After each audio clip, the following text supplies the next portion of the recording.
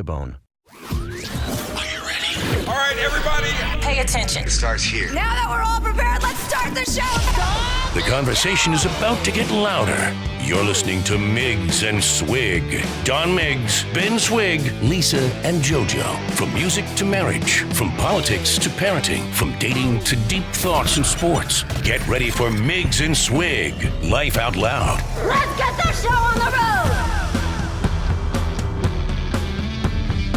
That's right, everybody. Let's get this show on the road. Welcome to another edition of the Miggs and Swig Show. This week, I don't even know if we have a name for it. I think it could just be called the Swig and JJ Show. But luckily, we have brought in some hired gun, because Lisa and Dawn took the opportunity to go to a once-in-a-lifetime experience and head to the Cubs game last night.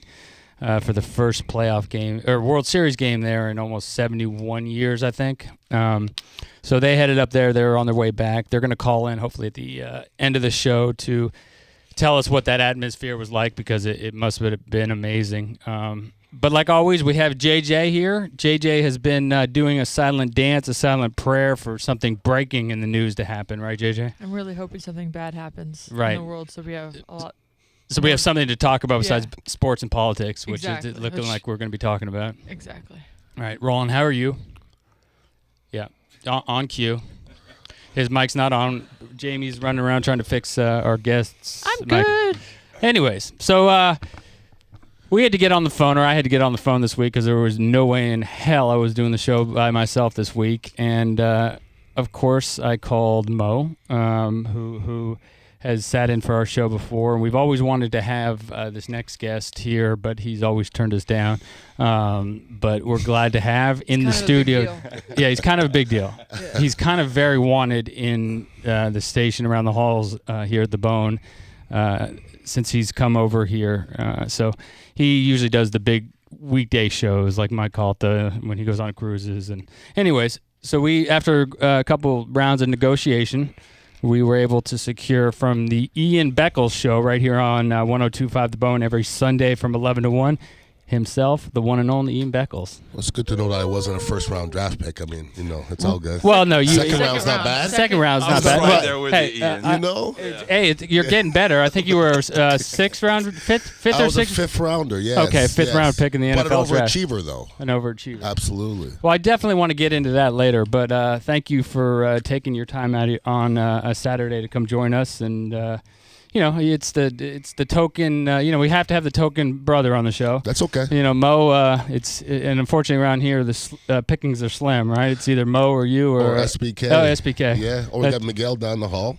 Okay. All right. So we're affirmative action here on the Miggs and Swig Show, and we have a little flavor in this set today. We got a lot of flavor. A lot of flavor, yeah. Not little flavor. I know. Gang of flavor. Gang of flavor. Yeah. So you and I were talking before the show started, and you're a big fisherman. I love to fish.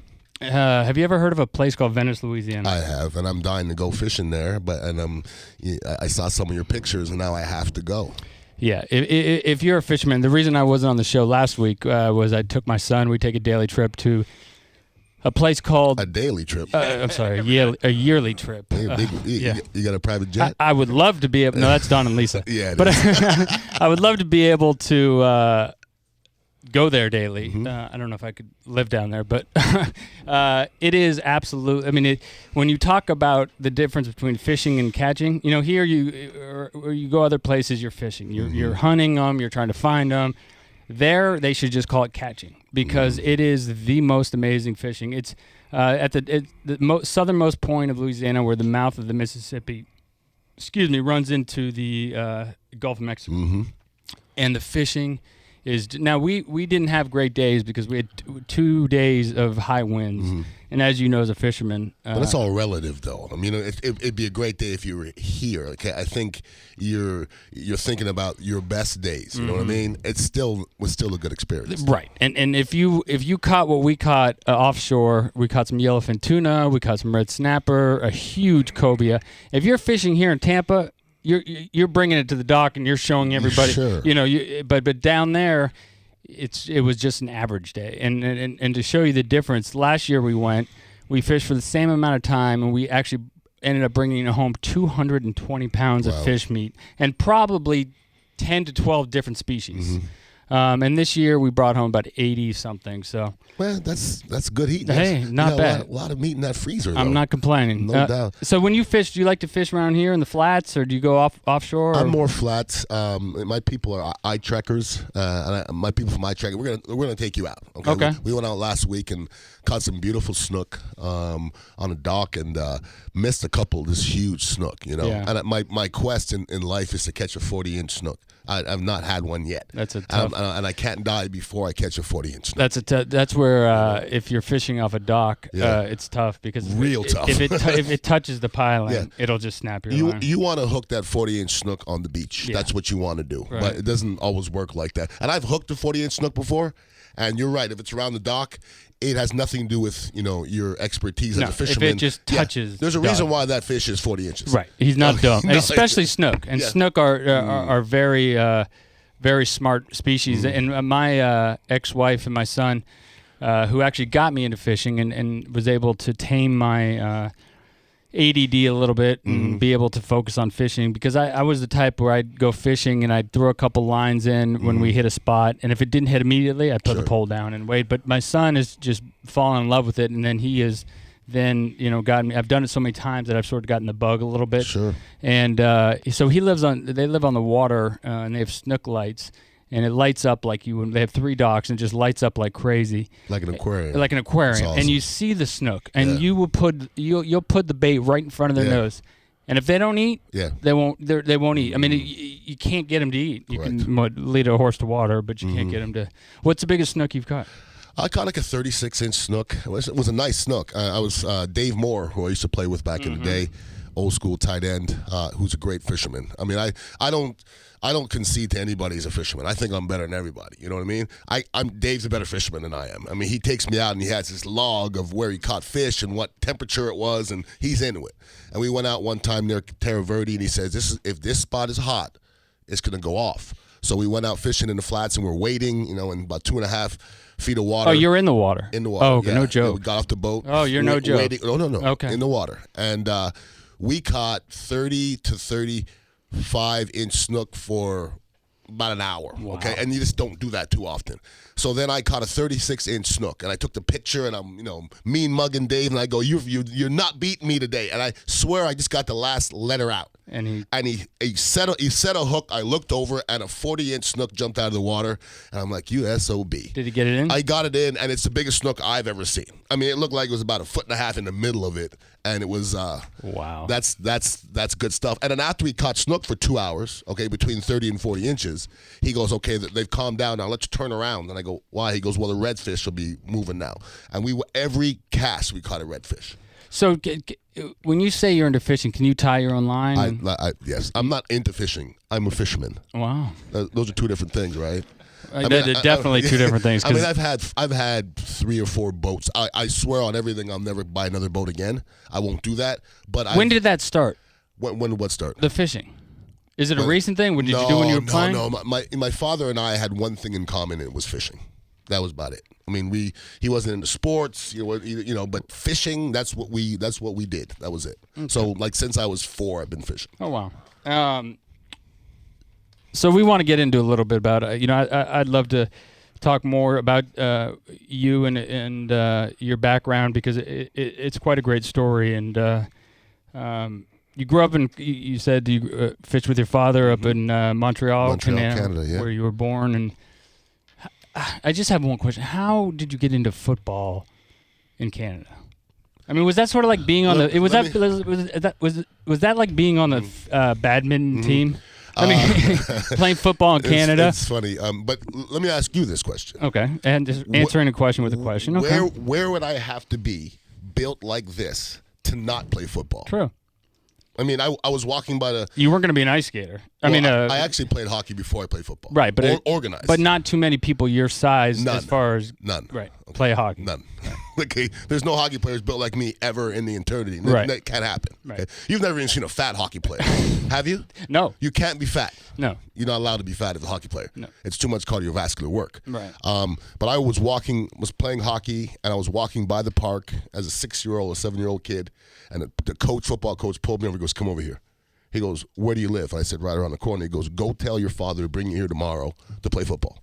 I mean, I was built like this when I was 7, 4, 20, 30. It's just that this is it. built. It's a curse, a blessing and a curse. So, did you want to play hockey? I mean, was that the Canadian sort of? Oh yeah. That's the Canadian dream of everybody growing up in Canada. is to play hockey. Right? Where I'm from, yeah. I mean, that's where hockey started, okay? Sports start somewhere. If you talk about wrestling, you go to Iowa. You talk about basketball, you go to Indiana. You talk about hockey, you go to Montreal. That's where it started. Like Vinny LeCavalier, his high school was 1 mile from mine. Marty St. Louis grew up around the corner. And now that I'm hearing stories of all my boys who were growing up playing hockey, they all played with all these stars and Hall of Famers, Martin Brodeur and guys like that. So, I mean, hockey was all it was back in the day. And when I played in the league, I used to hang out with some of the Canadians back in the day. Lyle Odeline and John LeClaire back in the day. We'd be hanging out at the club. And women are going gaga over these guys, okay? And Chris Chelios and those guys. And they're like, "Who's that guy?" They're like, "Hey, that's Ian. He plays for the Buccaneers." They're like, "Who's that?" I go, "The Buccaneers, NFL." They're like, "Oh, yeah, whatever." No, it really was nothing in Montreal. If you're a hockey player, you got all the panties. So then I was reading that you brought up Iowa and Indiana, which you actually ended up playing junior college, I think, at Iowa, and then college at Indiana. And moving from a city like a metropolis like Montreal to Iowa, I mean, was that like if I'm riding my bike along on cement and then all of a sudden I hit the beach and I have to try to ride a bike in the sand? I mean, how hard of a move was it from Montreal to Iowa? It's a good analogy, but I would multiply that by 100. Yeah. I mean, you went from 4 million and melting pot and whatever you want, whatever you're into, Montreal has it. Doesn't matter what it is, okay? If your thing is clubs or fashion or strip club, doesn't matter what it is. Yeah. Montreal has something it for everybody. top, okay? So when you look at fashion, it goes like L.A., New York, and Montreal is right there, okay? France, seriously, it's right there. So that's where I grew up. And then I went to Forest City, Iowa, okay? 10,000 people, not a black person in sight, private Lutheran junior college with 400 students. So 2 black girls in the school, one was from Papua New Guinea, and the other one's from deep, deep Africa. So it was. When I say it was tough, when I hear people now, and I hear people's kids say, "Well, I didn't like school." Screw you. School's not to like. Right. You know what I'm saying? Yeah, right. I mean, you go to school to grow up. You're not supposed to like school. Right. Oh, there was one kid that came back from Michigan. He had a full ride at Michigan. He was a football player. I didn't like it. The coaches weren't what? The coaches weren't fair to me. I mean, what world are you live? You know when coaches don't care about right, you. And a full ride too. And full ride to who's Michigan. Paying, right, you don't walk out with a couple $100,000 That's what I'm worth of saying, debt. though. Right. Full ride to Michigan. You can't leave. Don't come back, please. Right. You got to stay. So you then moved to Indiana, University of Indiana, and ran behind a juggernaut of rushers, and sort of, I guess, anchored that offensive line at right tackle, and ended up getting drafted. I guess I said with the fifth round of the Bucks. Yep. You come to training camp, and I guess there's a misconception out there. Just because you're drafted in the NFL doesn't mean that you're necessarily going to make the 52. Definitely right? not. Especially at the 5th, 6th, 7th round. Well, I'll correct you. If you're drafted in the first round, you're going to make the team. Right. You have to. You have to. Because if you're drafted in the second round, you're going to make the team. Right. You have to. Right. Even if you're bad. Right. Because they've invested so much money in the contract. Right? Somebody's going to lose their job if they pick somebody in the second round and they get cut. Dexter Jackson's a great example. He came here with the Bucks. He was a second round pick from App State, I believe. He was a punt returner, and I never saw him go forward, not one time. They punted the ball to him, and he went backwards every time. Like he didn't know how to go forward. And after the 6th game, I'm like, this guy sucks. North and south, not south and north. I think they actually cut him in the middle of that season. You know you have to suck. Right. If you're a second-round pick and you get cut in the middle of the season. Well, it's funny because the kicker that the Bucks picked up in the second round. Aguayo. Just speaks to your point, Yes. because on any other squad, if he's any other position player or that wasn't drafted in the second round, he's gone. Well, I mean, a kicker is a different situation. Even if you have a kicker in the beginning of the year, that's 50%. You might have to deal with it, even if he's a veteran. Okay? Right. You just don't want to cut him and go to somebody else because you have to pay that guy his whole salary. Okay? Right, but I guess the leash is a lot longer. Oh, way longer. If he was an undrafted free agent, he probably would be gone right now. Well, this is the thing, okay? If he goes through his whole season at the rate that he is now, they'll cut him next year. Oh yeah, they'll cut him. You can't do that. You can't. No. So we have to go to commercial. We're going to come back and talk about more life in the NFL from an insider's perspective with our guest today, Ian Beckles.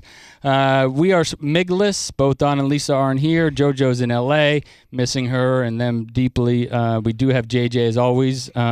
We got a great show for you today. Of course, we have Ian Beckles in the show. We also, at the top of the hour, are going to have Justin Day from the Advocacy Group coming to talk about politics and Trump and Clinton's emails and all that stuff. So you're not going to want to miss that. You have it tuned in the Miggs and Swig Show.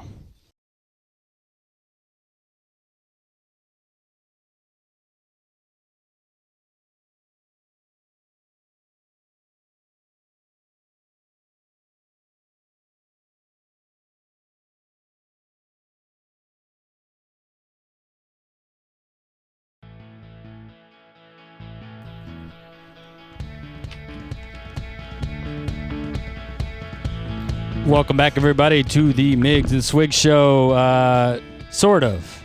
More like the Swig Show and the JJ Show, because JoJo's out west hanging out in beautiful sunny L.A., and Don and Lisa are on their way back from Chicago, and hopefully they'll call in when they land to talk about the game last night that they went to between the Cubs and the Indians.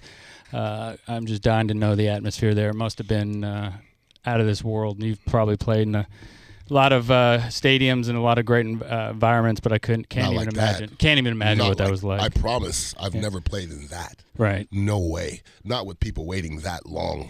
I mean, to be there. No, I mean, in a and city, years of disappointment. and a city of people begging their whole lives for this, and they finally get it. And, 1-0, they lose, but I guarantee the feeling in that building, I guarantee they come back with stories. Yeah. No doubt. I mean, my son was lucky enough to go too, and I just texted them before the game started, and I just wanted him to understand the importance and from a sports nut perspective, and he is too, the importance of being at a game like that, and the significance of being able to say that you were at that game is something that you're going to want to stow away in that memory bank for a long time. A long time. I was actually at the. I wasn't playing. I played 9 years and never played in a playoff game. So when the Bucks played in that playoff game against Detroit, I think it was in '97. I believe I was at that game.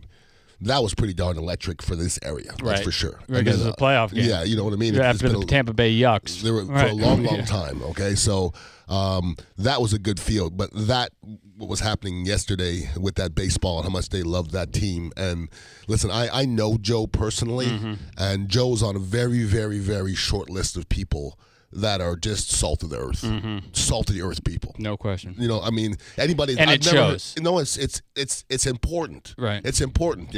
Somebody like Joe, who I know people will, jump off a building for. It's important. Yeah. And there's Tony Dungy's the same guy. People, if Tony Dungy asked me for anything, I got him. Right. But that's not all coaches that I played for, but Tony Dungy for sure. Yeah, and you can definitely tell with his personality, if you've ever met him, why he's so successful in baseball, because he keeps that loose. He's kind of a laid-back guy, and you can tell that in the clubhouse, which is like any sports, but I think more so in baseball, where the clubhouse camaraderie and the stuff is so much important, because you're playing 160, 5 games or whatever it is, and so you're spending a lot of time with these people. But that voice you hear is Ian Beckles from the Ian Beckles Show right here on Sundays on the Bone from 11 to 1, and he was kind enough to join us because of our jet-setting crew. And before the break, we were talking about your draft draft position out of Indiana. And I want to go back to that first training camp that you were at. And, anything happen? Because we're talking about just because you're drafted in the 5th, 6th, and 7th round, especially, even maybe the 4th, doesn't necessarily mean that you're going to be playing in the NFL. Correct. And did anything happen in training camp where you sort of got lucky in the sense where you got more reps in practice, or you got more reps in the game? Or did you just make it because you stood out on your skills? Well, I don't believe in luck, especially on a football field. There's no luck involved. Okay, you put your hand down, I put my hand down, and if I'm stronger and nastier than you, I'm going to beat the crap out of you. Right. That's not lucky, you know. Yeah. But you have to be able to showcase that. Correct. Sometimes the later draft picks or the free agents Sure. don't get that opportunity. Correct. And listen, my first year was 1990, and our first round draft pick was Keith McCants. And Keith loved him to death, but he never panned out. He wasn't a great football player. He wasn't mature enough. And maturity has a lot to do with it. Okay, physical and all that kind of stuff is important too, but your maturity is probably more important than how physical you are. But they put him in there because he was a first rounder. I was a 5th rounder, and this is how it went for me. The first day, the depth chart comes out, and I was number 2. Okay, and they had a guy who was in there for 3 years and been starting. Been playing okay. I came out the first practice and I was trying to crack helmets. Okay, I got to eat. You know what I mean? My whole life was revolved around making it in the NFL. My whole life. Okay, forget about the scholastic part of it. It was football. Okay, so the reason why I was at school was football. Okay, now I understand the importance of school, but at the time it was football's all I got. So I'm there for the first time. I'm trying to crack helmets. So I get out there the first practice and I'm busting cats out. Second practice comes, I'm starting. So. And from that point on, I didn't want to give it up. You didn't give it up. I didn't want to give it up. Right. So, but along the way, in 7 years starting here and 2 years starting in Philadelphia, the hard work's important, and being able to play when you shouldn't is important. I mean, people don't realize that. Like, I hear some people say, well, he's not 100%. Well, I haven't been 100% since I was 7. Right. Okay, so right. If you're waiting to be 100%, you're going to wait a long time. Sometimes you got to play at 60%. Right. And if you don't, somebody's there to take your job. Next man up. Yeah, ask Derek Brooks, okay? Yeah. I mean, at the end of his career, you got to play. If you don't play, then somebody else is going to take your job. It's happened, millions of times. So you got to find a way to get yourself out there. And playing is hard. Competing is hard. Staying healthy is the hardest thing in football. It's hard to stay healthy. And in this day and age of athletics and baseball and football, all these sports, everybody's bragging about how big and strong these guys are. They're not very durable, though. Right. Like running backs last, a year and a half now, and that's it. Like back in my day, Walter Payton and Emmitt Smith. And there were 3 down backs. I mean, there was one running back. Now they're all running back committee because they want to protect that running back. Because, like you said, the lifespan of a running back isn't very long in the NFL. That voice in your ears or your speakers or whatever you're listening to the Miggs and Swig show is Ian Beckles, right here on the Miggs and Swig show on 102.5 The Bone. If you have a question for Ian about football or pretty much anything, he knows everything. 727-579-1025 or 1-800-771-1025, or hit us up on Twitter, social media, everything Miggs and Swig. So you make the team. Yeah. You tell us a story about how you found out and where our first segment we were talking about fishing, and tell us when you got that call that you had made the 52. Well, I was watching the draft all day, and it wasn't like it is now. Okay, now it's crazy. They're making a lot of money, and it's on all day. It's on like 3 days straight. Prime time too. Prime time. Back in the day, it was just on for a little bit, and they just have the first couple rounds, and that's it. So I ended up going in the 5th round. So it wasn't on television. So after the draft was done on television, I went fishing. Was catching some bass in the quarry, having a good day, catching some bass. And I came back home, and my roommate said, the Buccaneers called. And the first thing I said, I go, don't play games. Right. Don't joke. He goes, no, the Buccaneers called. Here's a number. And I called back, and it was Ray Perkins. And Ray Perkins, in his dry way, said, you were picked by us in the 5th round. You have to be here on Tuesday or something for a mini camp. And that's how I found out. That was it. That's funny. The Bucks called, leave a message. I mean, right before text messaging, cell phones, and all and that. Everything. So you make the league, you make the team. You're in Tampa. There's obviously a I don't know. I want to say see how I can say this nicely, but I think sucked. You sucked. There was sort of a lifestyle of losing in the Bucs, and I think it's sort of, except for a couple years there, it hasn't been the best franchise in the history. It's been one of the worst. Right, exactly. Yeah. You said it, not I. Yeah, I'm good. I'm real. And I think that's something. One of the things that there's so many distractions down here. Mm-hmm. From very attractive women, correct, to bars, to to sort of a scene. And does that anything attribute to what happens on the field and the distractions that are down here? Of course. I mean, yeah. Of course. I mean. I was, my mother brought me up to, respect women, first of all, which is important, and to make good decisions. Okay, these are your decisions, okay?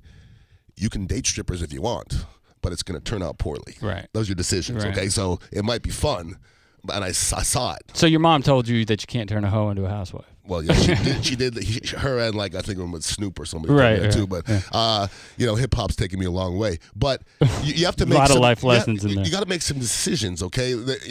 I'm looking at some of these guys and some of these young Buccaneers, and some have gone, which is good. I'm hearing stories that these guys are up in the Kennedy and up in the Lodge and all these places. Mm-hmm. Thursday, Friday night, hammered out of that's not going to work out, okay? Right. I was every Thursday and every Friday, I was home at night studying. That's why I lasted, okay? You can party if you want, that's cool, but you're just not going to last. Right. It's like anything in the world. If you're a lawyer and you're not studying and you're not putting time into your craft, it ain't going to work. I don't care if you're a musician, you got to play, right? So if you're out partying on Friday night getting hammered when everybody else, the guy you're playing against is studying and drinking water and getting hydrated, you're going to be in trouble. Yeah. And that's I was trying to do it the right way, and there's a lot of people now trying to do these shortcuts, and it doesn't work. And take it for granted, and I think that Josh Freeman is a perfect example. Great example. I think that all the talent in the world, size, arm strength, showed some flashes of brilliance. How mature was he? Not very. Zero? About my Zero. 13-year-old. Right. And maybe that may be too much credit. Way too much credit. He was here sort of during my single years, in between marriages, and everywhere I went on a Friday night, Saturday night, Josh was there. Probably not Saturday. Hammered out of his gourd. Hammered and other things. And other things. Right. Okay, so if 100 people tell you a rumor, it's not a rumor anymore, right? Right. And you know what? The Bucs at that time were going through a tough moment, okay, because their franchise quarterback had a lot of issues that everybody knew about, and they were trying to hide it. We were on air, the Ron and Ian show back in the day, and Josh Freeman had a football camp, and it started at 9 o'clock in the morning. And they said, well, Josh is going to call into your show at 10. Cool. So 10 comes, 10:30, everybody's like, where's Josh? So they're like, oh, yeah, he's busy. So one of our people from the station was there, and they're like, Josh is not here. So Josh Freeman wasn't at his football camp that started at 9 and ended at 12. When 12 came and the kids came for Josh Freeman football camp, he wasn't there. What's your excuse? You know what your excuse is? I don't care. Right. If it's the Ian Beckles football camp on everything I love, right, I'll be there at 7:30. Right, and the thing is that obviously that personifies itself on the field, and then 100%, and then the rest is history. So being a famous football star here in Tampa Bay, no. I guess you know what? I'm a famous radio voice. Well, I'm saying when you were playing. No. Okay. So you were not a football star, but you were a football player, and I think that we're offensive linemen, the best one, or the one that people don't know about, right? Oh, absolutely. So you keep it under the radar because you don't want your number called, because if your number's called, you obviously got a flag. Exactly. But I mean, being here in Tampa, I mean, it must have been like shooting fish in a barrel with women if you wanted to. It sounds like would be like that, but it's not. It's not. Oh, you I think crushed my dreams. It sounds great, but listen. First of all, this was 1990 when I got here. Right. The Buccaneers weren't what they are now. Okay, nobody gave a crap. We had football wasn't. No. Sports in general. There was no hockey. There was no baseball. And the Bucs sucked, okay? So nobody really cared much about sports. And I never, everybody, like I see the Bucks now, they're going around, they're going to these restaurants, everybody's taking care of them. But I never got a free meal one time. And I wasn't asking for it, right. but I thought that came with it. Like, you grew up around the DeBartolos, okay? San Francisco is not Tampa Bay. No, not at all. Okay, so so when you talk about salt of the earth cats, I would put Eddie DeBartolo in that little conversation because this is why. Because when I see people around him, he's a big deal to people that are big deals. Okay, right. And it's not because he has a lot of money. It's because good people. Personality. Yeah, I saw, and I'm blessed to get invited to the DeBartolo party every year. And you go to, I'm sure you've been to all of them. I've seen Eddie DeBartolo sitting down in a chair with a line of people to pay their dues or kiss his ring. Kiss his ring. And but not in the sense of when you think about Kiss in the Ring, because it's not that type of party with Eddie D. No, it's more of a related. Like, he doesn't want to be put on a pedestal. He wants to he wants to come out and talk to you, whether you're the janitor or whether you're Warren Buffett, which he was just at a wedding, Paul Anka's wedding, and Warren Buffett was there.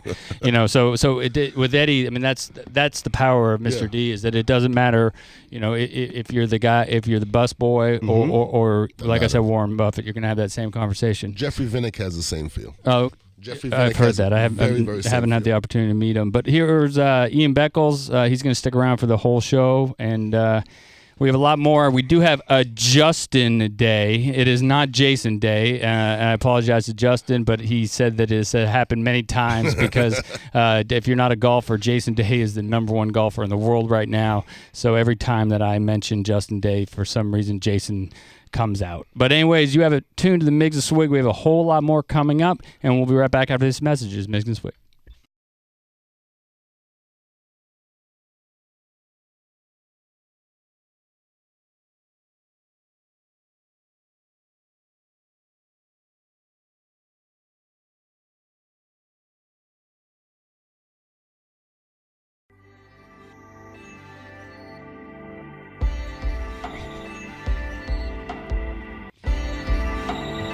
Oh, what a song. We're just going to hold this for a little bit.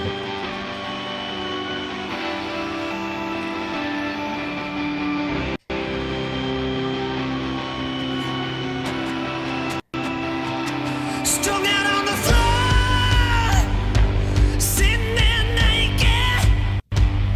You're shaking like a chill. You're shaking up for sure. So that is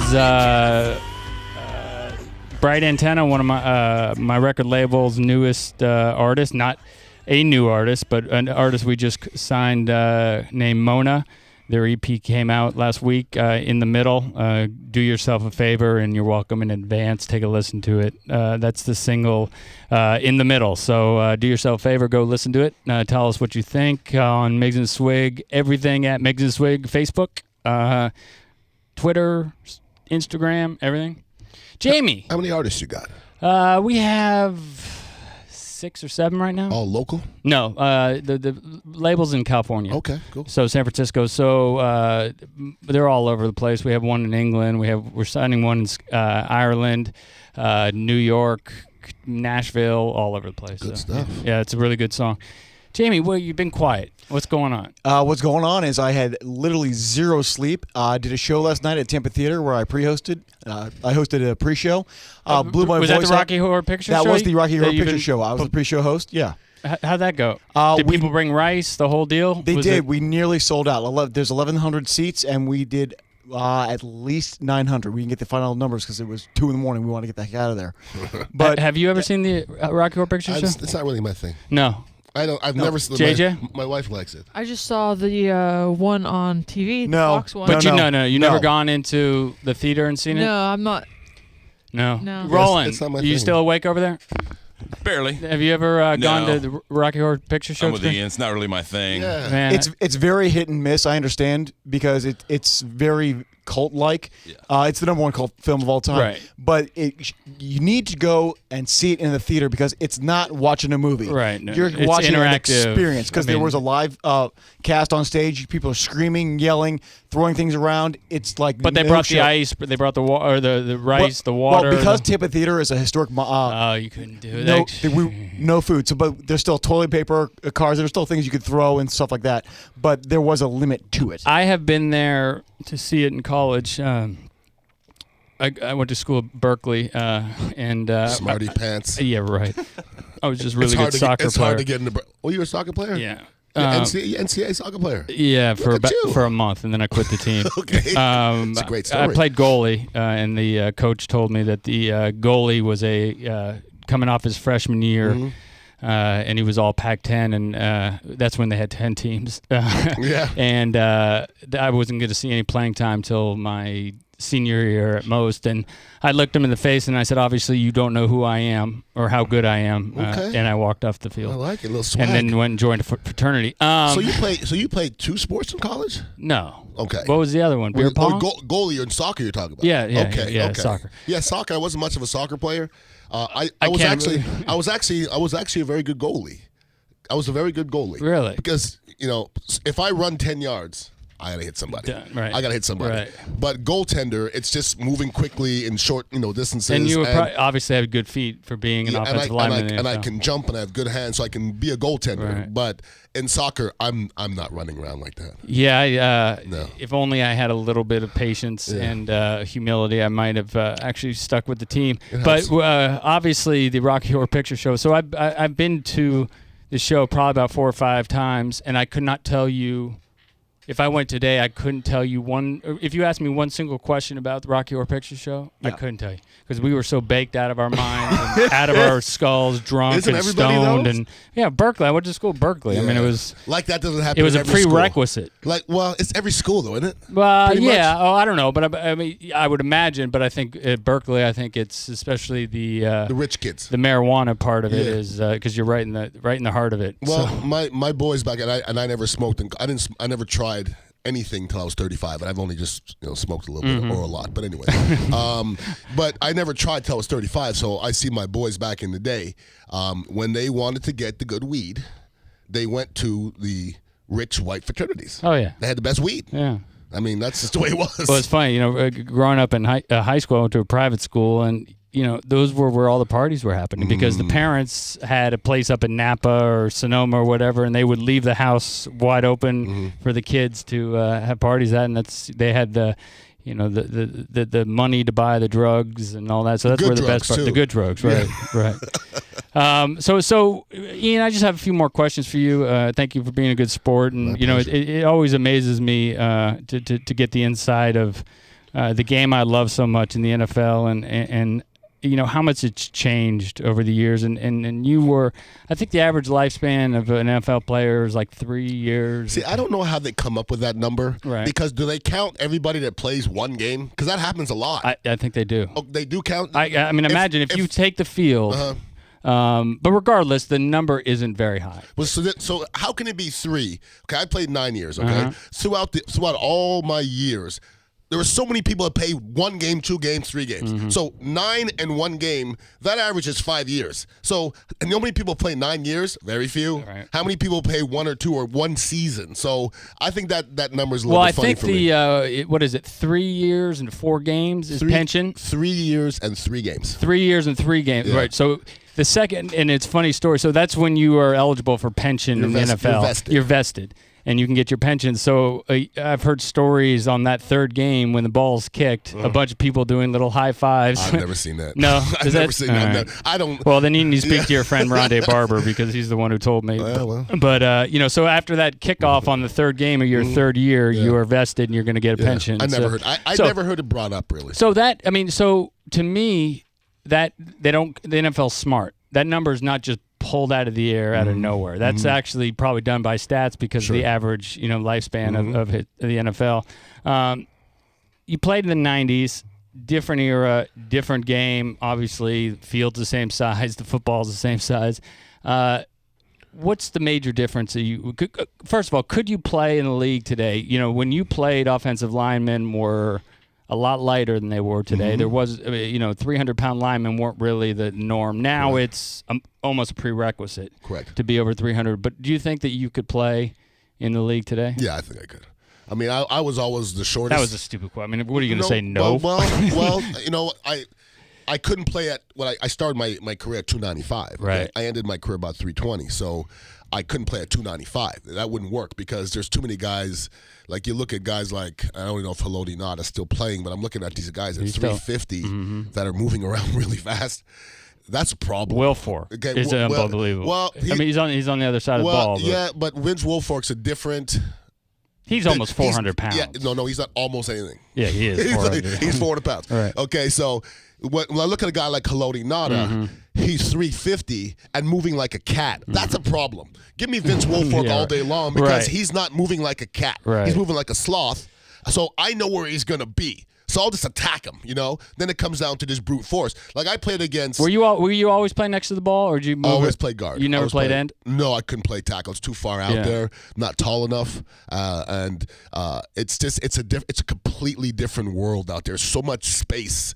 I'm more aggressive, and you can't really be aggressive. Right, out and there. now you have people on the ends who are like the size you're doing, running 4.4, 4.5 40s. I mean, it's when you look at some of these guys, some of these athletes now, and I played in an era that I think defensively the players were 10 times better than they are now, okay? Because there's not a lot of Hall of Famers on the football field right now. There's not a lot out there, okay? I could give you a handful here and there. When I was playing, I was playing against Reggie White and Chester McLaughlin and Howie Long and all these guys that ended up in the Hall of Fame, okay? Right. So there's not a lot of them out there. But I see some of these guys in the end now that are so darn athletic, I don't know how you can block them. I really don't, because they're moving like wide receivers, and they're 265 pounds or so. Yeah, and with a motor that just doesn't stop. Yeah, like back in the day, Derek Thomas was an SOB. Rest in peace. Rest in peace. Yeah. But that was a son of a bitch. You're right. Okay, I don't know how those guys blocked that guy. He was quick off the ball. He moved just about the same time the tackle moved, and I think he had 7 sacks in one game and missed one. Do you ever look at does it ever cross your mind when you see these contracts coming out and that do you play the if only game? If only I was 10 years later, or is that just you can't really do anything about it? Well, it doesn't help. Yeah, because you could, but it's just going to make you want to. What if I was 10 years earlier? That's true. It would, so like I played with Anthony Munoz at the end of his career, and when he was here was going to be the first year he made $1 million. Okay, and Anthony Munoz is one of the best tackles that ever played the game. So he's making 8-9 today. You know what I'm saying? Yeah. So I was blessed. I was in an era where people started to get money. But the money is tripled easily. Like if you're an average offensive lineman now, you're making $3-4 million. That would have been nice. So I want to wrap it up with the life after football and what you did, because this is something we had Ryan Neeson here a couple months ago, and he during his playing days planned for life after football. He went to Harvard, got his business degree, not an MBA, but he went to this executive course every summer, and he planned for a life after football. Did you do anything during your playing days to realize that this is not last forever? And you obviously got in the radio. Was that where you wanted to go, or no, how that happen? It was luck, just straight up. And did I prepare for anything afterwards? No. I mean, I was so into football, and at that time, it doesn't matter what you're going to do afterwards. You're not going to make that money again. I'm never going to make that money again. Right. So I don't have any time or effort to bring my energies anywhere other than just football at the time. Like guys like Rondé Barber, who have Hall of Fame type careers, it makes sense for them to be talking about the media and stuff, pretty dudes and stuff like that. I wasn't no pretty dude, and I'm just trying to grind it out until it's over. Then we'll figure it out afterwards. Right. I've always had kind of an entrepreneurial mind, and I'm always making up businesses in my head. I wish it could stop, but it can't. I know the feeling. And so that's been me. But radio was a mistake. One of my good friends used to work for the Bucks, Jane Portnoy. We're on the treadmill at Extreme one day, and she said, "You ever do sports radio?" I said, "What's that?" Like at that point, I'd never heard sports radio, not one time. And I go, "What's that?" She goes, "Well, they just talk about sports." And I go, "Well, I could do that." And she goes, "Put it on, whatever, 10:10 or whatever at the time." So I put it on. I went to 10:10 and see if they needed anybody. They didn't. And then I found out 620 was looking for somebody to do a pregame show. and I came audition with 10 people or whatever. I got it, and then I was on the show with Sandy Penner from back in the day, and then that kind of morphed into me, filling in some daytime, and then Chris Thomas got sick, and I took over for Chris Thomas for a little while he was very sick. Then he passed, and then they put Ron and I together, and we did that for 12 years. So. 12 years. So you don't believe in luck when it came time to make the football team, No. but obviously in radio you had a little luck. Well, thank you for being a good sport. One other question. Your mom is from Guyana. Correct. And was your mom hot? Was my mom hot? Yeah. Don't want me any disrespect. Was No, she a beautiful woman? My mother was a beautiful woman. I don't Okay. know if she would be hot in the sense that you're. The reason I ask is because I know one other woman from Guyana, Mm-hmm. and it just happens to be my mother-in-law. Okay. Oh, really? She's a very. What's this saying? See how a woman's going to be by seeing, Okay. looking at her mom, because Sure, that's yeah, what she's going to look yeah, like. yeah. So my mother-in-law is a very beautiful woman. Mm-hmm. She's 70 years old. You guess she would probably be about 55.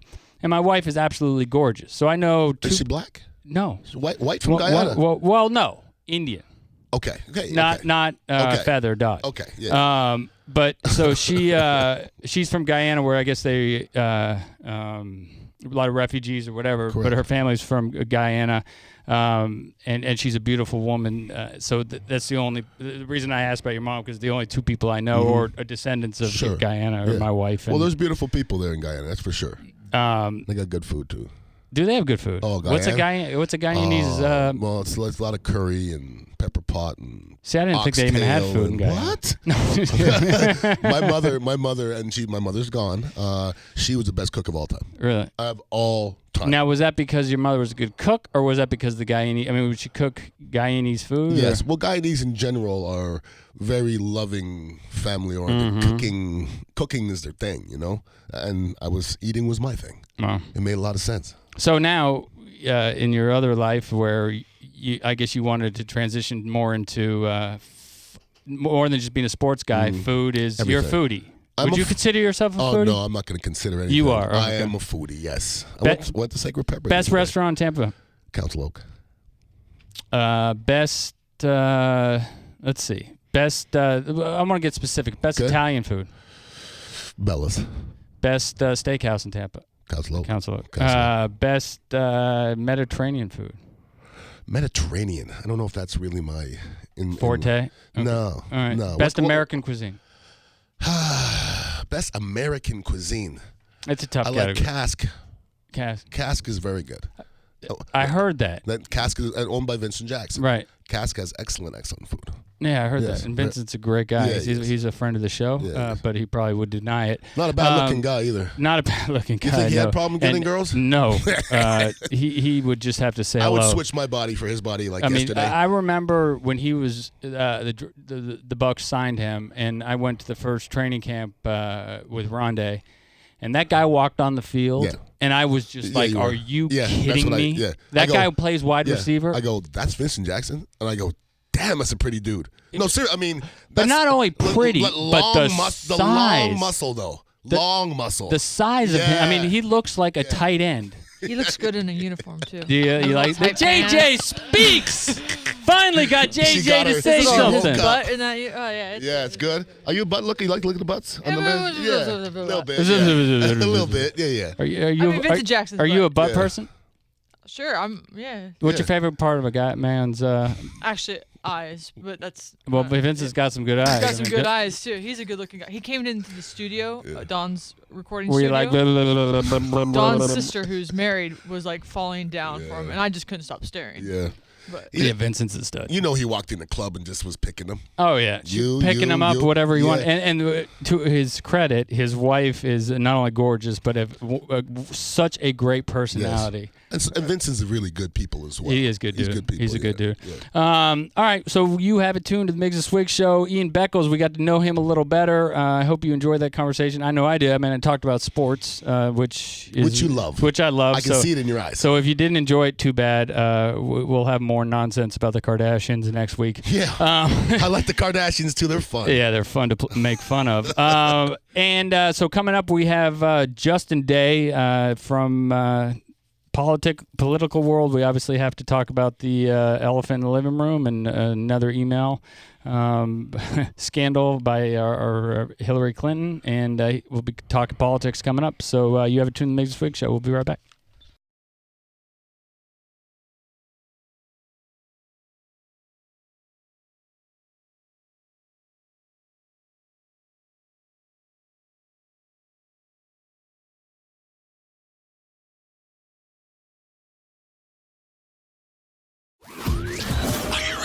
All right, everybody. Pay attention. Starts here. Now that we're all prepared, let's start the show. The conversation is about to get louder. You're listening to Miggs and Swig. Don Miggs, Ben Swig, Lisa, and JoJo. From music to marriage, from politics to parenting, from dating to deep thoughts and sports. Get ready for Miggs and Swig. Life out loud. Let's get the show on the road. Welcome back, everybody, to our second hour of the Miggs and Swig show. The first hour was quite a doozy. At least it was for me, because I got to talk about sports with one of the best guys here in Tampa and does a lot for the community, and is probably one of the nicest guys I've ever met. Thank you. You're welcome. You put on a good show. I appreciate that. But if you've ever had a chance to meet him, you will know why. I could never be that nice or be that personable. Sure you could. No, I mean I can. No? No, for a little bit, but then the ADD kicks in, and I mean, one of the things I saw you at the white party, and social events just aren't my thing. It's funny because they used to be, but as of late, I just don't enjoy a lot of small talk BS. Where it's the same thing. How the kids, how's the job, how's the, I'm more of a one-on-one. At least I think I found my stride a little better in those conversations than the shallow. Like dinner? I like to play in the deep end a little bit more than the shallow end. Like to go to dinner? Yeah, like a dinner, one-on-one, couple-on-couple, or a couple people. But the jumping from the one person, the face change, but the conversation is the same. And I know that's how your personality can do it, but I can only do it for a limited amount of time. Well, I did it last night, actually. They Shaking hands and kissing babies? Yeah. What'd you do, the pub crawl? Yeah, I did the pub crawl over there. Pub crawl. I don't know where it started. It went to like 3 different places in St. Pete. I don't know where. They were like next to each other, and then we ended up in like Ringside or something, and Pitbull Toddler was playing, and those guys can go. They're talented. Yeah. They're very, very talented. They are. Justin Day just walked in the studio. We're going to get on him because it's my second favorite topic, and I know JJ was propping her head up, trying not to fall asleep. Any breaking news, JJ, that you've been praying for all day? I've got nothing for you. It's just boring stuff. She just likes butts. Yeah. Nothing breaking. Yeah. So speaking of boring or not that boring, this 2016 presidential candidate election cycle, which is the furthest thing from boring. It's almost surreal. And Jamie, our producer, sent out a text, I think it was early last week, that said the Cleveland Indians and the Chicago Cubs are playing in the World Series, and Hillary Clinton and Donald Trump are our presidential nominees. The apocalypse is coming, or what was it? Yeah, it's like, what kind of weird time travel shift is this? It's right, like what happened? It's crazy. Nobody would have predicted this. Nobody. 2 years. No one. Nobody. No. Like literally, if I said 10 years ago, who would be the worst person to run for president? I would say Donald Trump. How about the two? I would say Donald Trump. But, by far. But I didn't know anything about Hillary. Right. But all I knew was when I looked at Donald Trump's face that I didn't like it.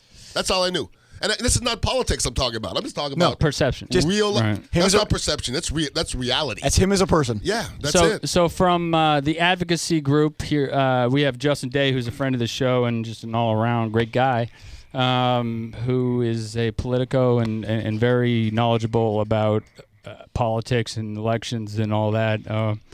And I had a whole thing planned for you to talk about today, and thank you for coming into the show. We always appreciate it and your insight. I wanted to talk about polling and all this stuff, and obviously then yesterday happened. Right. And I want to get your sort of your input on what went down, what happened, and just fill our viewers in if they've been under a rock somewhere. Yeah, I don't. What happened yesterday? I don't know what you're talking about. So, first of all, I think The Simpsons actually predicted that Donald Trump was going to run for president. So, I think that was a Simpsons episode. Really? That's actually true. Yeah, Really? It was a leap forward where Lisa Simpson was, I think, running for president, and she had to call Donald Trump, who they referred to as President Trump. So That's awesome. Like 15 years ago, The Simpsons predicted it. There's a lot of those things on The Simpsons that are kind of freaky that they have predicted that have It's come crazy. true, Yeah, I've read that article not too long ago where all these things that The Simpsons have predicted in the 25 years or whatever they've been around. It's crazy how on point they are. Well, Justin, before you get to it, because you did bring up predictions, and I don't want to be too tainted here, but I guess if you throw enough crap up against the wall, eventually something's going to stick. And Donald Trump had made this prediction back in August. So take a listen. Sorry, you didn't give me a second. I was trying to, but meanwhile, back at the reservation. There you go. So even Donald Trump makes predictions? Well, yeah, this is a little freaky, actually. But if Donald Trump does not have a nice butt, by the way. No, he doesn't. Just, No. What about his hair? No, not No, into that. Okay, no. we're good. All right, so we have it queued up. So this is what Donald Trump said back in August. Now, if you think that Uma isn't telling Anthony, who she's probably desperately in love with, in all fairness to Anthony, because why else would she marry this guy? Can you believe it? Can't see straight. But if you would, look, think of it. So Uma's it's coming through Uma. She's got a lot of stuff, a lot of information. Who knows? So she's married to a bad guy. I know Anthony Weiner for a long time. I knew before they caught him with the bing, bing, bing, right? And he was a bad guy then. It turned out that he was a really bad guy. So she's married to Anthony Weiner. Do you think there's even a 5% chance that she's not telling Anthony Weiner, now of a public relations firm, what the hell is coming across? Do you think there's even a little bit of a chance? I don't think so. So that's him talking in August about the relationship. And we don't know. And I guess that's part of the problem. But we don't know what's the reopening of the investigation. But you were going to tell us exactly what happened. Yeah, so obviously yesterday that was a lot of folks, the October surprise that they were waiting on potentially. So just to give you some background here, the director of the FBI, Director Comey, essentially sent a letter to Congress, actually to Republican members in Congress, letting them know that he was going to reopen the investigation of the Clinton emails. And the purpose was there were some new emails that were found on another device that had not been looked at yet. And so because of these new emails, the director thought it warranted another look and to reopen the investigation. Now, he did say in his statement to Congress that there may not be anything there. These emails may not be sufficient enough to actually do anything or press any charges. All they are doing at this point is just looking at these new emails that have come to light. So I guess from my standpoint, and please join the conversation. We know you guys love to join the conversation. We talk about Trump, 727-579-1025 or 800-771-1025. I can't believe that the FBI would be that irresponsible if something wasn't damning or significant that they found. I mean, is that in your life in politics? Because there is, I don't think there's a written rule, but the FBI doesn't make any major judgment like 90 days out before election. That's why they wanted to wrap up the Hillary Clinton thing before. But I just can't imagine that they would be that irresponsible to ultimately maybe possibly change the outcome of an election unless there was something significant and damning in what they found. Well, the biggest issue here is we don't know. The letter that he sent to Congress was so vague. I mean, it literally just said, we have some new devices that were found, or a new device that was found. There were some emails on that device that may or may not be significant to this investigation, and we're looking at them. And that is essentially his, what he has said thus far. It is, in my opinion, irresponsible, and I have my notes here, and that's actually one of the words I have multiple times, because I think for him to put that out without any more context or background or any more information at this point, 10 days right, before a campaign for presidency, is pretty insane. What exactly are they looking for, if I may ask? Okay, because we do know this: the FBI can find anything, right? Right. So if there's something damning, they're hiding it, aren't they?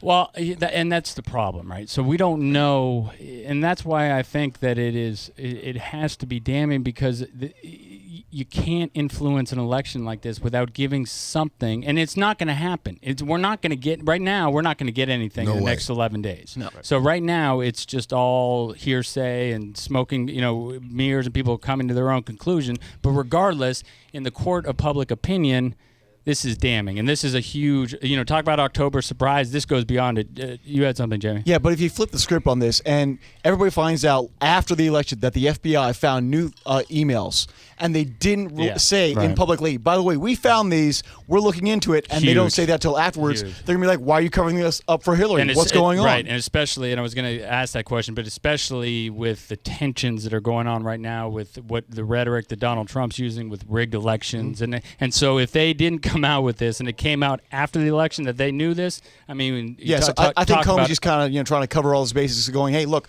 we found something, we don't know what yet, it may not be anything, but we're still looking into it. Well, Trump is crying, but he's 100% right. He's 100% right. I'm not a Donald Trump fan by any means, but if you're a dick to everybody, people are going to go out of their way to try to make you lose. Right. And I think that's what he's doing. He dogs the media out all the time. And then he says the media is against him. Of course the media is against him. So it is rigged, because when you hear the questioning, a lot of it's skewed to one side. Go ahead, Joseph. Well, I was just going to say, I mean, Comey is in a very tough spot. I think, and I don't have any inside knowledge here. I don't talk to the director, obviously, but I think one of the reasons he put this letter out was because he had testified in Congress. And I think, because of that testimony, he wanted to make sure Congress was kept up to date for legal reasons for himself down the road, that he provided all of the information that he possibly could to Congress. And so, but if it was that information, and it is, let's just take it on the surface that it's not, we don't know that it's something that is detrimental, or we don't know if if it broke any laws or anything. Let's just take it on the surface of what he said. Why couldn't that be done in a confidential manner instead of releasing it to the public? Look, I agree with you. I am not. I don't think the move was right to do it publicly. But for Comey, and again, I feel a little bit bad for the guy, but for Comey, he was in a no-win situation for him. If he hides it, if he doesn't publicly release it, and then does it after the election, and something comes out, then you have every Republican in this country talking about the system was rigged, and it was rigged for Hillary. If he did what he did, now you have Democrats going after him and saying, I can't believe that you're going to do this and be so irresponsible 11 days before the election. And so he was in a tough spot. I think he did what he felt legally he needed to do to cover his bases. But I can tell you this is the one thing that has been very bipartisan this election, because you actually have both sides, Republicans and Democrats, saying, you need to give us more information. This was a little bit negligent on your part to put this very vague statement out, and we need more information to know exactly what we're talking about here. Ed, you want to comment on the email? Well, yeah. Actually, not the email. I want to comment on the letter itself. And I just want to get one thing clarified. I've never listened to the station. I'm visiting from out of town. And I hear this from everyone. And Hillary actually said this last night, that letter was given to Republican members of Congress. Well, you know what? It was also given to Democrats, and no one seems to be saying that. They were CC'd on that letter also. It wasn't strictly Republicans. They're trying to make a spin on that. And that's just a comment I want to make. I'd like to get that out there. Yeah, I think you're right, Ed, but I think the point is that it was sent because the Republicans obviously have control of the Senate and the Judiciary Committee that's investigating, or so it was originally sent to them and then maybe carboned on to the Democrats. We're going to take a break, and we're going to come back with much more from Jason. Hopefully, move away from this email. Did I say Jason? Yes, you did. As I My said, God. I wish. I Yeah. wish I'd be playing golf right You'd now. be, you'd Getting be paid a playing lot golf of money. and you'd be an Australian golfer. Making $1.5 million in 4 days. Yeah. It's not bad, right? Yeah, I think he made $12 million in one day last year when he won the FedEx Cup. God But bless. anyways, that's a whole That's not different. who we have sto- here. What? But we don't have him. No, we do have not have. Justin. We have Justin Day, who is much more knowledgeable in the topics in the political world, and we're going to get more in depth about the whole election and the rig system and everything you've heard about, but from an insider standpoint. You have it tuned to the Miggs and Swig show. We'll be right back after the messages.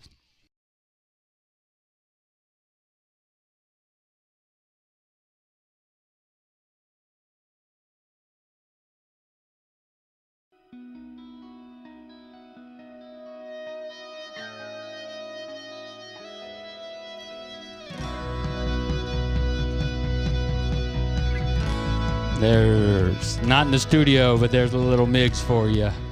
Welcome back to the Miggs and Swig show, everybody. Excuse me, I have a little frog in my throat. But we have Justin Day here in the studio from the advocacy group. We're talking Trump, we're talking Clinton, we're talking emails, we're talking how sad it is in this country that our two candidates, the fact that neither one of the two are running away with this election is scary in itself, because anybody, I think, anybody that was running either against Hillary or against Donald would be running away with this. Anybody. And the fact that nobody's running away with this election is frightening, to say the least. But before the break, we were talking about the email letter that Cuomo sent out. And, you know, I want to get your insight on what you think. Does this matter?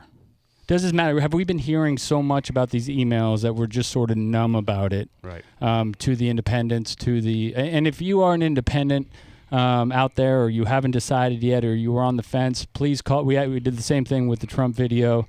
Obviously, the Trump video didn't change anybody voting for Trump, and this email thing won't change anybody for Clinton. But this race is going to be decided, especially here in Florida, on the independent. So if you're an independent and you haven't decided yet, please call us at 727-579-1025 or 800-771-1025. We'd love to get your input. So, Justin, does it change anything? Yeah, and would love to hear your callers' thoughts as well. But I think at this point, we've heard about the email controversy now for 18 months, right? This is not a new controversy. The Trump video was a new controversy. That was something we did not know about. We know about the Hillary emails. We are all tired, I'm sure, of hearing about the Hillary emails. And so I don't know what this does unless there's a smoking gun, and I don't think we're going to find that out before November 8th. I just don't think that the FBI is going to be able to do their job in the investigation and complete it by November 8th, the election day. But I think the numbers are baked in. I think people are tired of it. I think, we were talking about this during the break. The Trump people are going to vote for Trump no matter what. The Clinton people are going to vote for Clinton no matter what. And again, unless you've been under a rock for 18 months, you've heard about this email. You've heard about the controversy. You've heard about the server. And you've already made up your mind most likely. And so I don't see this playing a big...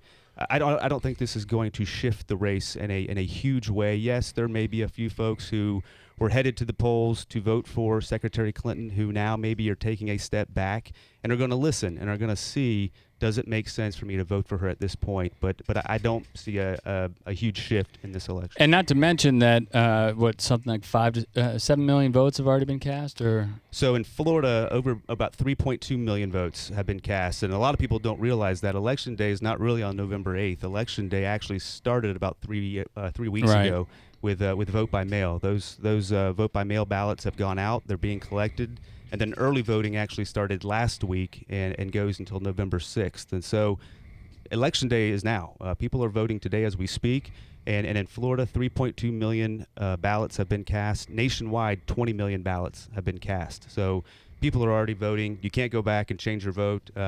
Again, what I think maybe it does is maybe there are some folks who were going to go vote early for Hillary, who take a step back and just say, I want to see how this plays out and before I cast my vote. I have to ask you this. I'm hardly political. I don't even believe in the whole system. I mean, Donald Trump doesn't even believe in the system, so why should I believe in it, right? So, I haven't been watching politics as close as I am lately. Okay, and I'm not really watching the politics. I'm really watching the train wreck. It's entertainment tonight. Okay? Reality TV. It's beautiful. It really is. It's beautiful. But it seems like this year or this election, more than any I've ever seen, Donald Trump's party is turning their back on him. You ever seen that before, where Republicans are not voting for Republicans? I've never really seen that like this. Everybody seems to be turning their back on him. Yeah, I mean, look, we've never seen a candidate like Donald Trump either, right? And so I think that's the big thing here. He is a total outside-the-box Republican candidate. Back in 1996, Bob Dole, Senator Bob Dole, was running against President Clinton, and towards the end of the campaign, about this time in the campaign, the Republican Party started pulling out of that campaign. It was foreseeable that he was going to lose that campaign. And so they began pulling resources, staff, and putting it into the Senate and the House, and try to retain those two chambers. And so we have seen it before, where at some point it's a point of no return, and you have to kind of pull out. But to your point on the embrace, I mean, I also have a lot of Republican friends who say Donald Trump's not a true Republican, right? And that's one of the reasons why they're not supporting him. I think because he has a past record of being on record supporting abortion, supporting. Right. So, yeah, I mean, there's definitely a question. So, if you're advising the campaigns at this point, and you've seen the way the two operate, I mean, it is definitely the tale of two campaigns, right? I mean, the way they are operating their campaign. One is much more traditional ground game. Rallying the base. The other one is rallying the base through red meat, and talk a little bit about the two, if you would. Yeah, so I mean, you really do have almost two totally different campaigns. You have one, with Donald Trump that is based, almost solely on enthusiasm. I mean, his supporters are diehard supporters who will, stand in a tornado for 3 hours to go vote for him or show up for a rally. Where the Clinton team, they have a lot of support, a lot of enthusiasm, but they have a ground game. They have invested in infrastructure and the 9 or 10 swing states. And so, just here in Florida alone, the Clinton team has 57 offices and over 500 staff. Wow. And the Trump team has 23 offices in the state. So it's 2-1. For Clinton, and you also see that on television. I mean, Clinton, I think the latest numbers were 2 or 3-1 that Clinton was advertising more than Trump, and so you do have a totally different campaign being run by Donald Trump. Thus far, he has been successful with that campaign. He's got a lot of support, a lot of enthusiasm, and it perhaps changes. If he wins, it might change the way we campaign in the future. You just don't know, but. It's a campaign like nobody's ever seen before. Yeah, we're going to get back to this, but because I want to follow up on that question. But, Mike, you have a question, a comment on the Republicans. I think it's going to be more of a comment, but go ahead. Well, it's sort of I work for a living, so I don't have time to sit down and follow politics day in and day out because that's not what my job is, like you. But I was wondering if when Trump was nominated and these Republican people from Washington started announcing they weren't going to vote for him, they weren't going to support him. If he'd have come out and said, you know what, fine, go your own way. If it had said, I wasn't appointed by the RNC to run for president, I was elected by the people across this country to represent them. If that would have changed the color of the election, if you think he would have steamrolled Clinton, saying, I'm going to change Washington, I'm an outsider, if he'd have campaigned that way, would that have made a big difference? That's a good question. Thanks for calling in, Mike. Yeah. I mean, I actually believe that is the way he's campaigning. He has a message that does resonate, and that's why you're seeing so many people who are supporting him. And his message is, hashtag let's drain the swamp, which means let's get rid of the incumbents in Washington. And he's not afraid to go after the Republicans or the Democrats. And he has run this entire campaign as an outsider. The problem that he has run into is he has all these outside controversies that he normally brings upon himself. And imagine a campaign if Donald Trump ran this campaign with a quarter of the controversies not being there. I mean, he might be up 10 points right now. We don't know, but because he's had these years and years of audio tapes and videotapes, and then his own comments at various campaign events that he says, I mean, going after the Khan family, and the fact that he John can't McCain. let it go, he can't let stuff go, and he's still, and instead of, and I think that this treat, I guess you could say, for lack of a better word, that he got yesterday will be his real turning point if he can stay on this message and hammer it without going off on some other tangent, which he has a tendency to do. Exactly. That's going to be the biggest question for the next 10 days is can Donald Trump and his campaign stay on message and keep this message going, or does something else pop up with him? We don't know. Right. I mean, again, we have 10 more days. We don't know if there's going to be another video or audio from Donald Trump, if he will say something outrageous, in his own at his own rallies. But if he can stay on message, this race will probably close. It will get closer, but that's normal too. I mean, those are how our elections operate. Ian, you had a question? Yeah, Donald Trump is a businessman, okay, first and foremost. A lot of people believe he has ulterior motives with this election if and when he loses, okay? I'm a firm believer myself. Now, I don't know how much of his own money he's putting into this, but he's spending a lot of other people's money as well. When this is over, say he loses, then there's rumors of him starting his own television station and all this kind of different things like that. All he's doing is really amassing a bunch of his minions right now and that are going to support him win or lose. How strong is Donald Trump going to be when this is all over, if and when he loses? Yeah, that's a great question. He's not going away. No way. He's not going anywhere. Right. Yeah, he is certainly not going away. I mean, he has tens of millions of volunteers and supporters and voters that are supporting him, and so he is certainly not going to go away. I think everybody has heard the Trump TV rumor at this point. It's been reported that his son-in-law has talked to some television folks in New York. He now has Trump TV actually on Facebook Live that he streams before and after each event. And he also has Steve Bannon working for him and Correct. Roger Ailes from Fox News. So it's teed up to do. And what scares me about that is, and even in the last debate, not willing to say that he would support the outcome of the election because it was rigged or whatever. But, what scares me about that is we saw what happened with the birther movement and what a divisive thing that was. But I think that now that he has that much more popularity and followers, what we're going to see is the birther movement on steroids, on Miracle Grow, on Hillary Clinton. I mean, Hillary Clinton thinks that if she wins this election, Donald Trump is going to go away. He's going to prosecute her every single day, every single night on whatever he does, for the emails, for whatever. Well, yeah, he was one of the leading the charge with the birther thing, and he only finally dropped it this year. It's been 8 years. He's like, "Where's the birth certificate? Where's Obama's birth certificate?" Once he got the birth certificate, it was fake. It wasn't a real one from Hawaii. He still didn't believe in it. No. But he doesn't believe anything. No, he doesn't believe anything. If he loses, unless it's his idea. Yeah, well, if he loses or he's wrong, he's never admitted he was wrong. Right. And if he loses, he always gives us a reason why he lost, and and everything's a conspiracy. Right. Jim's been on hold and wants to comment on the emails. Jim, what you got? Yeah, thank you very much. I enjoy the conversation. I find it a little ironic that the people are saying, come on already, we're tired of 18 months of this email droning on and on, when the only person that is responsible for this whole mess is Hillary. She's the one who, after a subpoena, destroyed 33,000 emails. Now some of them are coming home to roost, and people are saying, oh, it's outrageous. Would you really bleach fit your yoga plan, your yoga emails, or your mom's funeral emails, or your daughter's wedding?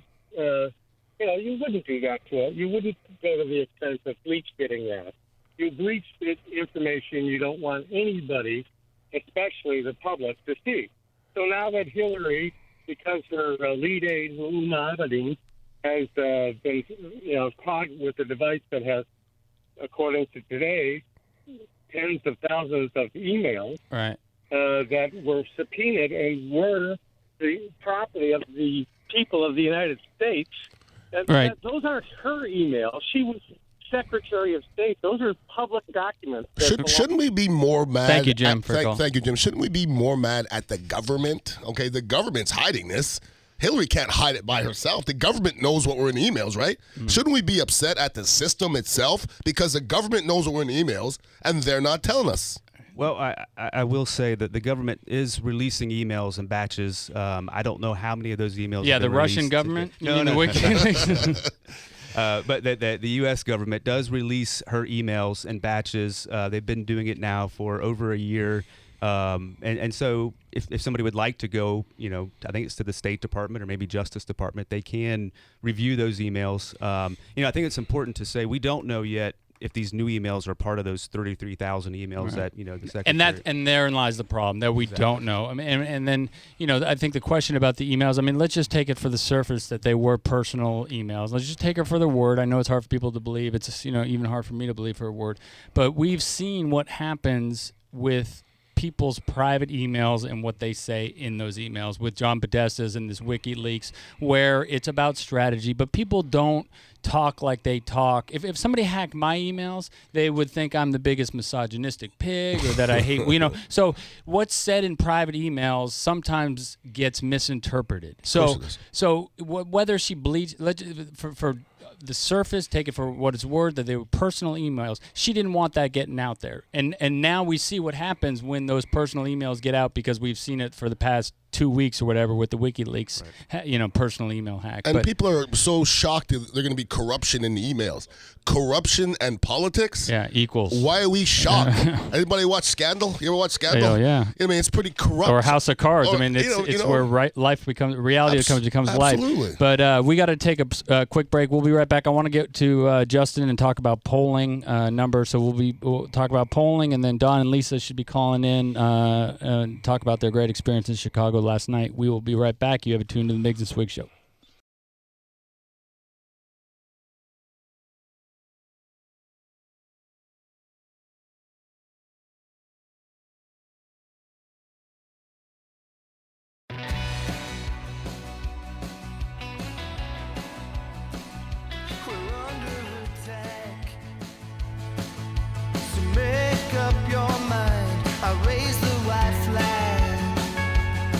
Our favorite, Mr. Miggs from the Miggs and Swig Show, Don Miggs. He will be calling in shortly here to talk about last night and what exciting time he had at the. Him and his wife went to the game in Chicago last night for the first playoff game there in 71 years.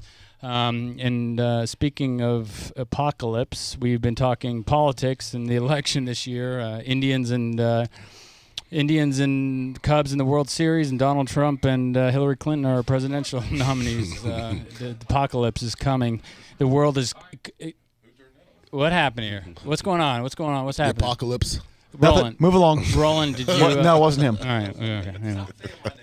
We can move. We can shake. We can call audibles. Anyways, Justin. There you go. Justin, I wanted to talk to you about polling. And one thing that we see, and it's sort of like the earthquake scale, the Richter scale, up and down, depending on what poll you're looking at. If you're looking poll of polls, or and depending on what poll you see. I mean, I think it's fair to say that Hillary has a slight lead, 4 or 5 points, and then in the battleground states, which matter obviously in an election because it's based on electoral college votes, or what do they call? Correct. Electoral college. Electoral college is more important in the battlegrounds, which, Florida, she's close. Ohio, Trump has the lead.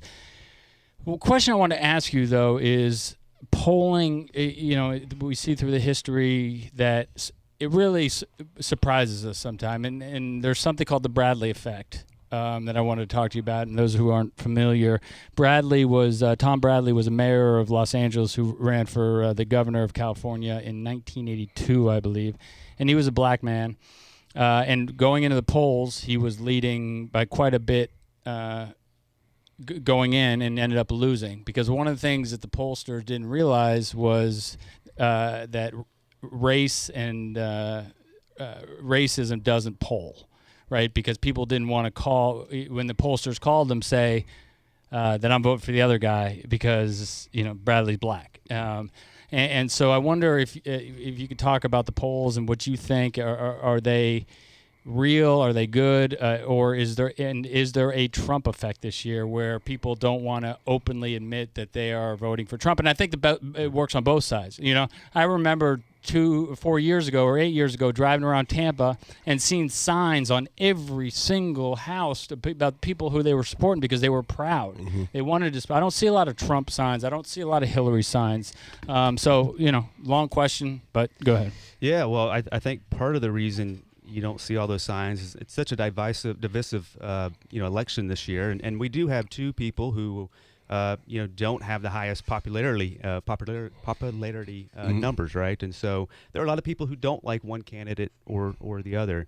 I've heard this Trump effect, the idea of a Trump effect for a long time. I think the Trump campaign, that's kind of what they're basing their hopes on at this point. Now, this was before yesterday, and right. Again, anything can change now that this new information is out. But I think they're basing a lot of their hopes that there is this kind of underlying, Trump voter who is embarrassed or doesn't want to say that they're voting for Trump. But we did see in the primary a Trump effect where, in Florida, Marco Rubio was up by 5 or 6 points going into the primary, and Trump ran away with it. Right. So, right. Yeah, I mean, look, we've seen this across the world, right, this year. So we had the Brexit. Issue where it was polling, it was going to lose, and ended up passing. We just saw this down in Brazil. They had local elections down in Brazil where they had candidates that were these businessmen, outsiders, not your normal politicians who were polling very poorly, ended up winning. They were local races in Brazil. The Colombian peace deal with the FARC. I know I'm going all over the place here, but it's to show that there has been polling across the world where it shows something passing or losing, and then the opposite happens. So, look, that certainly could happen. I trust the polling here, and the United States. It's a little bit different than it is in some of these other parts of the world. I think we have a little bit more reliable polling. To our listeners out there, where can we go, or where can they go to find a nonpartisan poll, right? I mean, because you can find anything for anybody depending on what you're looking for, right? Yeah. So what is a nonpartisan poll, or that's more scientific, I guess you could say?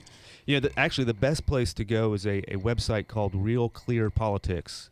And what Real Clear Politics does is they take an aggregate of all the polls that are out there, and then they pull them together to give you where we are as of today. And so just to give you an example, when you look at the Real Clear Politic polls as of yesterday, Clinton nationally was leading 45 to Trump's 40, so up about 5 points. And those are all the various polls. And the margin of error for everybody is 4 points? It 3 or 4 varies points? on every poll. Okay. So it just depends on how many people how many respondents are in that poll. There's a lot of details that go in to figure out those margin of errors. They can be anywhere from 3 points to 6 points. It just really depends. Real Clear Politics polling here in Florida has Clinton at 46.4% to Trump's 44.8%. So it's a close race. And, we talked about this, I think, a little bit the last time I was on. Florida is going to be a very close race at the end of the day.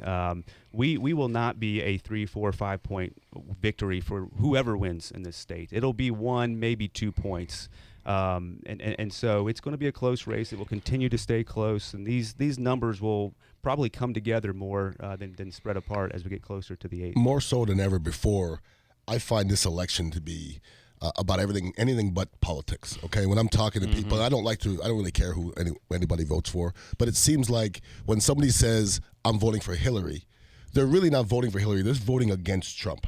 It just seems like that this year. Right. It's like if somebody's talking about who they're voting for, instead of telling me what the person that they're voting for is going to do, they'll tell me how bad the other person is. So that tells me there's nobody in it. Yeah, I would agree that I think most political pundits will tell you if this election is about Donald Trump loses. If this election is about Hillary Clinton, Hillary Clinton loses. They want to make this election about the other person. And that is why this news of the email is so detrimental to Hillary and her campaign, because whatever's in the emails, we don't know, whatever device, whether it was confidential, whether it broke the law, it doesn't matter, because what's going to happen is for the next whoever long, but definitely for a long period of time, we're going to be talking about Hillary Clinton. They're going to be talking about Hillary Clinton in the emails, and that's the last thing that she wanted. Yeah, I mean, this is not the way you want to end the last 10 days of a campaign. Final stretch, The final stretch. Now, again, 10 days is a lifetime in politics. Anything can happen in the last 10 days. And so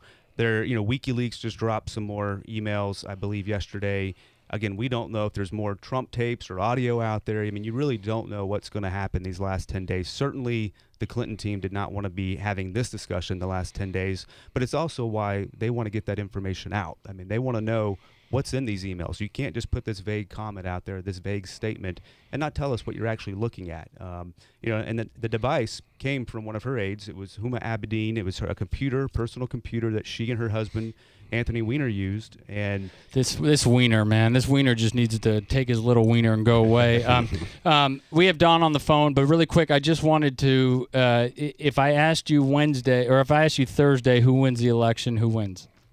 I still think that the electoral, map favors Clinton, and I don't know how Trump overcomes some of the hurdles he has in certain states. Not impossible. But now, ask you today, after what happened yesterday, does that change anything? I don't think it does. Again, Okay. I think a lot of those numbers are baked in for Hillary, and again, people know about the email controversy.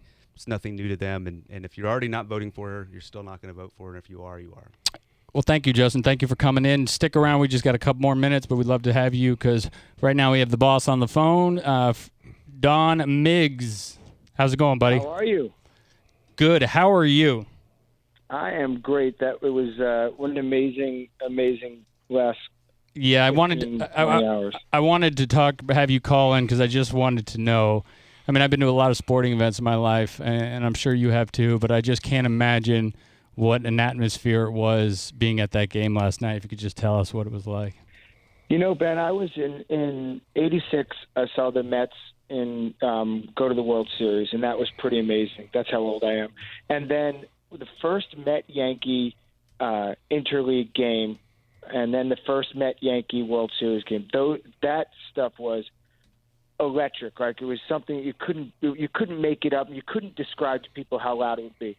I've got to tell you, I'm not sure any of it trumps, to use a term, what happened in Chicago. I think we came in, literally my phone wouldn't work because there were so many people. There was so much, I guess, traffic on the airwaves. Literally my phone would not work. It was just mayhem from the minute we got there. But it was an organized sort of mayhem. You talk about Chicago being such a city that's in such trouble.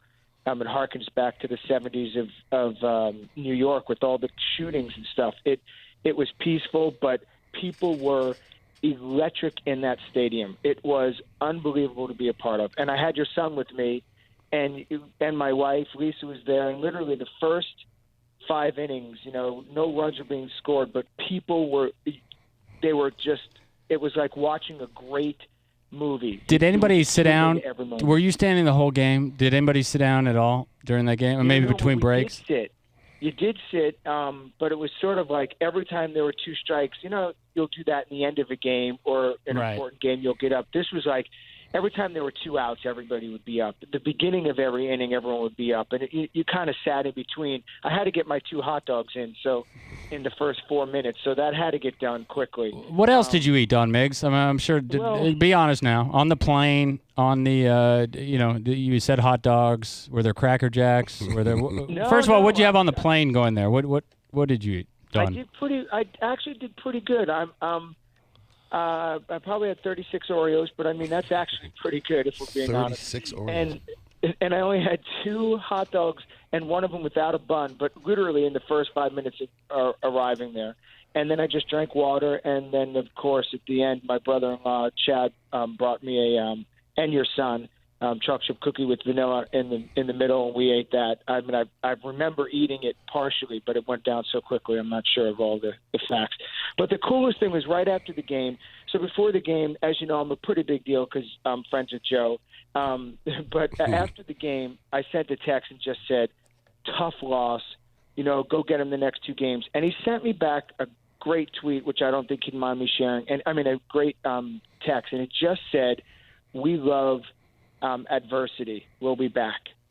So like he actually enjoyed the loss. I'm sure he didn't enjoy the loss, but he doesn't mind losing because he knows you cannot win them all, and it's a 7-game series. No, and all he could ask was, I mean, being a sports, and Ian, you could probably attest this, but you had a chance to win. You gave yourself a chance to win, and that's all you can really do. And Joe's been preparing you had your best players, yeah. Yep. You had your best players on the field. You had second and third. You thought that that there was a chance Javi could get. We thought you could make this thing work, and it just didn't work out as planned. But I'll tell you what, boy, it was exciting, and I sort of was a little nervous at the end because there were not a ton of Indian fans there, but I was like, oh man, if some Indian fans gloating, Chicagoans are going to rip this person apart. But it was real civilized, and it ended nicely. Now, Don, measure the passion of the Cubs fan. I know they've been waiting for this for a long time. Where would you measure that? I know you've been to a lot of different sporting events. I know a lot of people waiting 80 years for this thing. How would you measure the passion of the fan right now? I think that there is no, and this is crazy because I'm a diehard Yankee fan, right? But I don't think there's any fan that is better right now than the Chicago Cubs fans. I mean, they're appreciative. Bill Murray did this thing, his 7th inning. Yeah, they showed it on TV. That was amazing. I mean, he was yelling, "We didn't come here for the beer. We came here," he was amazing. Yeah, and that's the amazing thing about Chicago fans is that even though they haven't won in 71 years, I mean, Ian, during your 90s and playing for the Tampa Bay Yucks, there was probably, if 7,000 people at the game. Maybe. Yeah, maybe at most. But, Chicago, even though they haven't been to the World Series in 1971 and haven't won it since 1908, the fans show up. The fans show up. That place is sold out every game. Don, we got to let you go because we are out of time. But glad to have you back, and we'll see you in the studio. No, we won't. But we'll see you soon. Yeah. All right. Ian, thanks for holding down the fort with Benjamin. You guys have a good Saturday. My pleasure, brother. My pleasure. All right. So that's all the time we have. We didn't get to the 22nd. Ian, Jamie, I apologize. I'm a failure as a host. That's fine. I just don't understand why it's such a big deal, this whole thing in Chicago. I mean, they're having another one tonight. Yeah. There you go. We'll go at it again. Yeah. Big thanks to Justin Day for coming in. Justin, we always appreciate it. We will have you on the show again as we get closer. I mean, we are as close as we can get. We have one more show, I think, before. But it's not Justin, it's Jason. No, it's not. Don't mess me up, Ian. No. It's messed up. I'm never going to hear the end of this at home, by the way. Oh, yeah. Just learn to play golf. But thank you for coming in. We appreciate your insight. Ian, thank you for taking your time out of your Saturday to come in and tell us a little bit about your story. It was all really good. interesting. I just decided we've been sitting on the couch, and that's where I'm going now. Yeah, me too. Go watch football. Yeah. JJ, Jamie, Roland, we appreciate it. You were listening to Miggs and Swig Show. We appreciate you listening, and be good to yourself in the immortal words of Don Miggs.